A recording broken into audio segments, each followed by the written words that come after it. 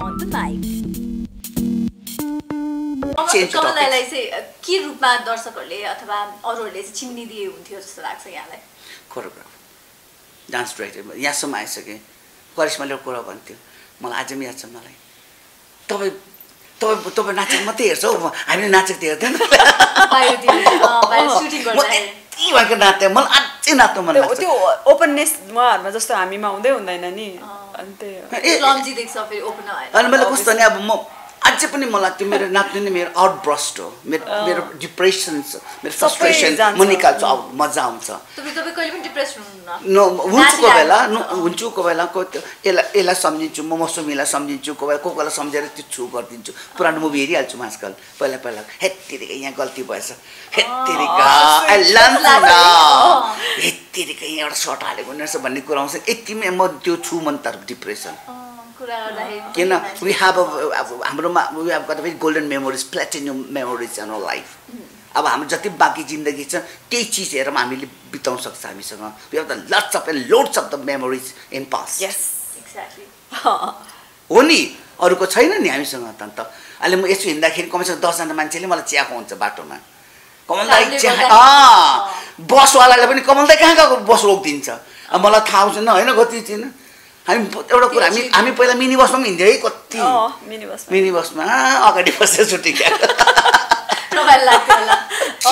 एकचोटि हामी सब एकैचोटि पैसा पनि थाहा भएको थियो पिक्चर हामीले। त्यहाँ हामी गएको मार्केटिङ गर्नु गएको छ न्यु रोडतिर। त्यो ब्याग बोक्नु बहुत सोख थिएन त्यो न्यु रोडमा के अरे नानी त्यो सुपर मार्केट विशाल बजार खुब किन्ने सोख थियो। त्यस्तो हुन्थ्यो। त्यो पैसा पनि त्यति पाउँदैन थियो तर मनीको भ्यालु थियो। एक्ज्याक्टली। सरस्वती उहाँसँग कम्फर्टेबलको हिसाबमा अरू धेरै कोरियोग्राफरसँग पनि काम गरेर सक्नु भएको छ होइन? कम्फर्टेबलको हिसाबमा चाहिँ कति कम्फर्टेबल फिल गर्नु? म एकदमै, किनभने मेरो सानो एजमा भयो नि त उहाँसँग मेरो ट्युनिङ। जस्तो अरुणिमा म तिमीलाई माया गर्छु हो, त्यहाँ त्यो गीत हेर्दा थाहा हुन्छ कि त्यो हामी मन होइन कि उहाँ जस्तो लाग्छ त्यो। किनभने त्यो के लाउने करेक्ट त्यो बेलामा जे चलेको थियो ट्रेन्डिङ त्यही लाउने, अनि जसरी हामी बोल्थ्यौँ त्यही उफ्रिने, त्यो हिसाबले थियो नि त होइन? अनि त्यसले गर्दा त्यो एकदमै सानोदेखि ट्युनिङ भएको हुनाले उहाँसँग धेरै नै क्लोज थियो। गुरु चेला भएन के? गुरु चेला त्यस्तो भएन। पछि बरु हामीले अहिले आएर म मान्छु दाइ भन्छु यताउता होइन, त्यस्तो त्यो त एकदम साथी जस्तो अर्कै थियो नि। मैले भने त लाजिम पार्टी कुद्दै आउँथ्यो मेरोमा।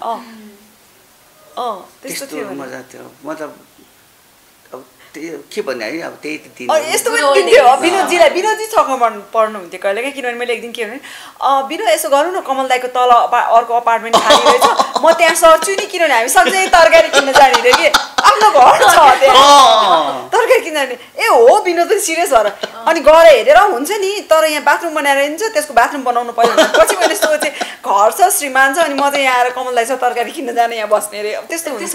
त्यस्तो एकदमै good cook, is very good cook होइन? त्यो चिज अहिले पाउँदैन। पहिलाकोमा चाहिँ के थियो, दुःखमा पनि काम लाग्थ्यो आर्टिस्टहरू। अहिलेकोमा दुःखहरू काम लाग्दैन, सुखमा मात्रै काम लाग्ने। करिश्मा मलाई 500 रुपियाँ पठाइदिएन भने पठाइदिन्थ्यो। अन्त अहिले पनि त्यस्तै गर्छ। जरुरत चाहिँ 500 मात्रै हुन्थ्यो कोला, त्योभन्दा ज्यादा 1000 अब हामीले मौसमीलाई पनि सम्झिनु पर्यो। बहुत दुःख गरिरहेको हाम्रो यिनीहरूको ग्याङमा त्यो सबभन्दा धनी क्रिस्टी। त्यो बेला गाडी एकदम यस्तोमा आउँथ्यो होइन, आउँथ्यो त। अन्त उसको अब उता खत्री इन्डस्ट्रीको छोरी थियो, अब डेनमा त्यति बेला त्योभन्दा पनि पहिला ऊ धनी थियो होइन करिश्मा? हो तर म त्यस्तो थिएन, मेरो मम्मी मात्रै हुनुहुन्थ्यो। अब त्यति बेला ऊ चाहिँ एकदम अन्नपूर्णमा कफी खान्थ्यो क्या, हामीलाई याद छ नि एकदम त्यस्तो खालको त्यो आफ्नो एड्रेसहरू गरी अलिकति लेभल अप भएको मान्छे आएपछि आफूलाई इन्फेरियर कम्प्लेक्स हुने whatever you have nobody have it भन्ने थियो नि त। अहिले पनि त्यही लाग्छ कि भगवानले सबलाई आफ्नो विशेषता दिएको छ, डराउनु पर्ने यस्तो हुनुपर्ने यो लगाऊ भन्थे सबै। कहिले पनि इन्फेरियर फिल नै भएन। इगो प्रब्लम, इगो स्ट्रिक थिएन त्यो कहिले पनि थिएन। दाइहरू पनि थिएन नि कोरियोग्राफीमा नि। हामी कम्पिटिसन त अब यो त्यो भनेको अब्स्ट्र्याक्ट भइहाल्छ, त्यो त सतै मतलब भित्रभित्र त कम्पिटिसन हुन्छ त्यो होइन गर्नुपर्छ त्यसलाई।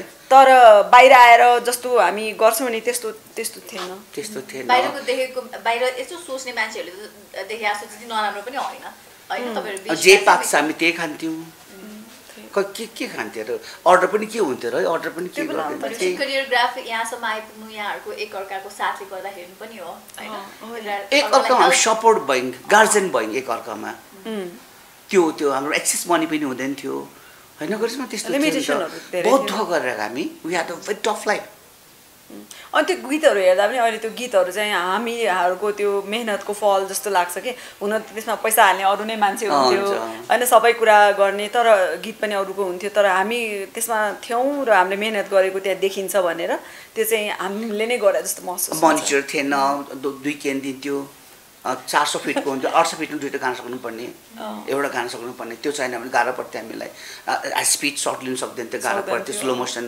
पैसा जान्थ्यो भन्ने हुन्थ्यो त्यस्तो हुन्थ्यो यति समय बितेछ हाम्रो हेर यो पछि फर्केर हेर्दा त करिस्मा म त जो कसरी बित्यो यत्रो वर्ष इन्डस्ट्रीमा अन्त इन्डस्ट्रीमा हामी जति लिएको छ नि त्यति हामीले दिएको छ त्यति लिएको पनि छैन पक्का हो भने किन हाम्रो डेज हाम्रो टिनेजर हाम्रो कलेज पढ्ने पिरियड हाम्रो होइन सबै यहाँ दिएको छ हामीले 30 वर्ष प्लस भयो दिएको छ यति साह्रो यो त पैसाले किन्नु पाइँदैन नि ल मैले दुनियाँभरको पैसा कमायो त्यो ब्याक गर्न सक्दिनँ नि म त होइन अन्त लिनुभन्दा त दिनु ठुलो कुरा नि त यो काउन्ट हुनु पर्यो नि त तर त्यही त म अहिले पनि अस्ति मैले तीजको गीत गरेको थिएँ दाइसँग होइन अहिले भने त्यही उहाँको एउटा विशेषता के छ भने उहाँले चप्पल नलाइकन दौड्नु सक्नुहुन्छ अनि डाँडा अनि आफ्नो फिल्डमा होइन अनि उहाँ अझै पनि चप्पल फुकालेर फेरि उफ्रिरहनु भएको थियो अनि म उहाँको एनर्जी हेरिरहेको थिएँ अनि त्यस्तै हुनुहुन्छ बरु ममा छैन अहिले हिजो मात्रै दामनबाट सुटिङ गरेर आएन 4 दिन त्यो ट्र्याकमा उसले मनै पर्दैन आज मात्रै टिपटप भएर आएको बिकज अफ इन्टरभ्यू उहाँको त्यो झोलामा लुगा भइरहेको थियो वर्कआउट लुगा भइरहेको म त्यति बेला चाहिँ आफू लेबर सम्झिन्छु नि मजा आउँछ नि मैले उहाँहरूसँग 100% नाच्यो भने हो कमसेकम आर्टिस्टले 50 पक्रे पनि हुन्छ नि त मैले लाउजी भन्दा त्यो पनि म एक्सिडेन्ट भन्छु लाइफमा के हुन्छ न भोलि नै हुन्छ कि प्लानिङ त म कहिले पनि मान्दिनँ हजुर सबैले यो कुरो मलाई सोध्छु उहाँ मेरो दाइ एउटा अचम्म मसँग सङ्गत नजिक म त विवाह गरेर बेबी पनि भयो अरू मेरोसँग ज ऋतुको तपाईँको कतिजना मेरो नजिकहरूको चाहिँ त्यो भएको छैन म छु म 24 घण्टा नजिक त हुन सक्दिनँ होला दाइ हामी हार्डली भेट्छौँ तर मलाई उहाँहरूको चिन्ता चाहिँ भइरहेको छ के उनीहरू एक्लो हुन्छ भन्ने फ्यामिली ब्याकअप प्लानहरू तर अब यस्तो हुन्छ नि त करिश्मा दिदी अब बिस्तारै पहिला जस्तो स्कर्ट लगाएर नाच्ने पनि नहोला उहाँको पनि चोइस डिफ्रेन्ट भइसक्यो हुनसक्छ उहाँलाई तपाईँलाई कोरियोग्राफी गर्ने इच्छा कि उहाँसँग अरू काम गर्ने इच्छा यहाँको चाहिँ बेस्ट त मैले गाना गर्नुपर्छ एउटा मेलोडिज म्याच्योर्ड लभ स्टोरी मिठो हुन्छ नि होइन त्यस्तो पनि धेरै यो किसिमको हुन्छ यति बेलाको ब्युटी भिन्दै हुन्छ किनभने त्यो म्याच्योर्ड ब्युटी भिन्दै हुन्छ यसलाई हामी प्रेजेन्ट गर्नु मात्रै सिक्नुपर्छ झन् राम्रो त्यस्तो पर्दामा दाइसँग त मसँग धेरै कुराहरू सोध्न मन छ होइन तर अब त्यो मध्येमा म केही सोध्न बाध्य हुनेछु तर उहाँको चाहिँ कस्तो मैले एउटा सानो कुरा यहाँनिर थप्न के चाहन्छु भने उहाँबाट मैले धेरै कुरा के सिकेको छु भने मान्छेको तिमी जे छौ बाहिर सबै प्रस्तुत नगर आफूभित्र आफ्नो लागि केही राख भन्ने प्रकारको हुनुहुन्छ होइन उहाँ एकदम ओपन हुनुहुन्न र त्यो चिज मैले कहीँ आफ्नो जीवनमा लागू गरेको छु दाइलाई चाहिँ म के फरक छ कोरियोग्राफर र डान्स डाइरेक्टर धेरै फरक छ त्यो मिल्दैन अर्थाइदिनु जसले चाहिँ यो टर्मलाई No one should die. No, I can't share that. It's very expensive. It's very expensive. यो सिक्नुलाई बम्बे मेरो 7 वर्ष गएको थियो म किन भन्ने होइन र भनेको सुनेको सुन्नु पर्छ नि त अन्त त्यसका यो चिजहरू कति संस्कारहरू छ त्यसै भित्तामा मजा आउँदैन नि कतिवटा कुरो होइन यसो त्यस कारण थ्योरिकल पनि बहुत जरुरी छ नट प्र्याक्टिकल होइन क्लासमा मात्रै पढेर हुँदैन अस्को कलेजमा किन डान्स हुँदैन फाइट हुँदैन बाहिर आउँदा गाह्रो पर्दैन उहाँहरूलाई के कसो अलराउन्ड हुनु त गाह्रो होला नि त हैन सबै कुरा सिकाउनलाई गर्नलाई एज अ डाइरेक्टर एउटा आर्टिस्ट सबैमा पर्फेक्ट हुनु पर्यो नि त कमर्सियल मुभीमा त